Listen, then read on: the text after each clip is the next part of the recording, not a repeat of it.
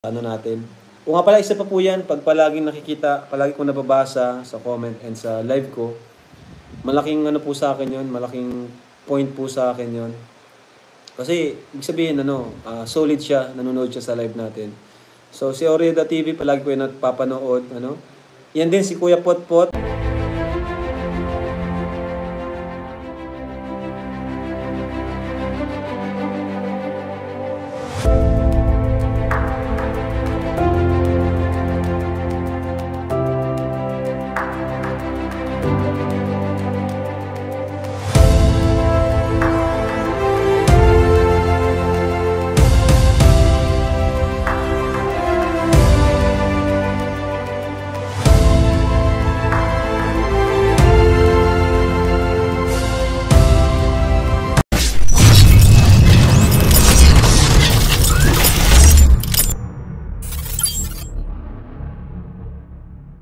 Hi guys! Welcome to my YouTube channel. This is Kuya Potpot Vlog at meron tayong isang reaction video po mula po sa upload po ni Dr. Lab. At guys, dito sa upload na to ay may naalaman ako tungkol sa sinabi o mukhang may inawalat dito ang tita ni Beyonce na si Menzel, guys. At siyempre, bago tayo magsimula ay mag-shoutout po muna tayo. Mega love shoutout po sa ama ng kalingap na si Kuya Val Santos Matubang, Ate Edna Vlogs, Kalingap Rab, 10 ng kanyang mga kasamahan. At siyempre, mega love shoutout po sa lahat ng sumusuporta sa buong Team Kalingap. Isang mapagpalang umaga po, tanghali o gabi mga Kalingap, saan man kayong sulok na mundo naroon. Naway lagi po kayong gabayan ng ating pong may kapal. At ayan guys, simulan na natin ang ating reaction video, Kanina, maliit ng ticket yung dalawa. Ha? Kanina, ano? Yung dalawa, maliit talaga yung close. Sila Beyonce? Kaya pala. Kaya pala dapat tukunin mo kasi close sila. Close talaga yun. Kagabi nga nung oras ang natulog sa Alam ko nang pinag-usapan nila. Si Ido. Grabe guys, dito naikwento ni Tita Menzel na close si Beyonce at sa pinsan niyang anak na dalaga ni Tita Menzel. At guys, grabe, may isiniwalat pa guys, grabe. This oras na ng gabi ata natulog yung magpinsan dahil sobrang close nila. At ayun guys, mukhang may nalaman may natuklasan si Tita Menzel na pinag-uusapan ni Beyonce at ng pinsan niya. At ayun guys, nireveal niya at nagulat din si Dr. Lab na si Edu pala ang kanilang naging topic ng kanyang pinsan guys. At kita nyo ang naging reaction po rito ni Tita Menzel guys. So sundan pa natin. gagawa ng cellphone. Ha? Gagawa ng cellphone. Nagagawa, tinitingnan yung text ni Ido. Oh, grabe, grabe bulog ko. Tapos gumagawa yata ng yung mga ginagawa Ano? Yung? mga balloons. Mga balon.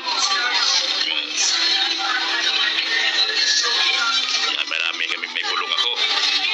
Nag-aagawan si Beyonce at saka yung pizza niya pag nag-text si Ido sa cellphone. Kita nyo?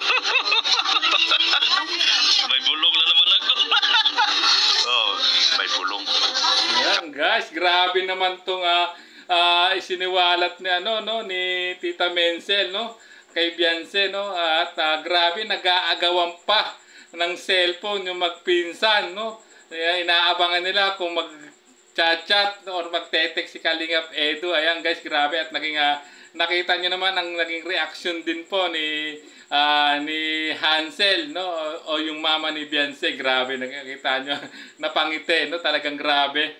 Mukhang pinag-aagawan inaabangan din talaga nila na ni Baby Beyonce at ang pinsan niya laging nakatingin parang laging naka sa cellphone habang may ginagawa at dito nalaman natin na gumagawa pala sila ng balloon. So I think ito yung ginawang balloons po ni Baby Beyonce nung kanilang yung ibinigay niya kay Kalingap Edu kasama ng mga regalo niya sa nakarang 7th monthsary nilang dalawa ng EDSI guys. Grabe, napakatinding bulong nito isiniwalat po ni Tita Menzel talagang naging topic nung magpinsan itong si Kalingap Edu guys, at talagang pinag-aagawan pa yung cellphone dahil nag-aabang sila kung mag-chat kay Baby Beyonce o kay YP, si Habi o si Kalingap Edu, at talagang grabe. At dito napansin ko guys na talagang botong-boto rin, no?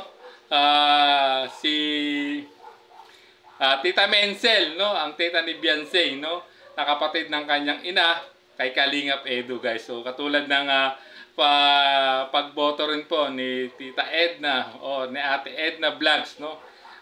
Para kay Beyonce, para sa pamangkin niyang si Kalingap Edu guys. So ayan, napakatinding bulong ang atin natuklasan, at mukhang sigurado ibinulong ito ni Dr. Love nung nakarang live niya guys. So ayan, hanggang dito na lang po ang ating maikling reaction video guys. Kung gusto niyo po mapanood ang full video nito, ay muli niyong bisitahin po ang official YouTube channel po ni Dr. Love, at siyempre pa-like and share na lang po ng kanyang upload videos para makatulong po tayo lalo sa kanyang adhikain at programa ng Team Kalingap guys. So, at siyempre bago tayo tuloy magtapos, ay mag-shoutout po muna tayo, no?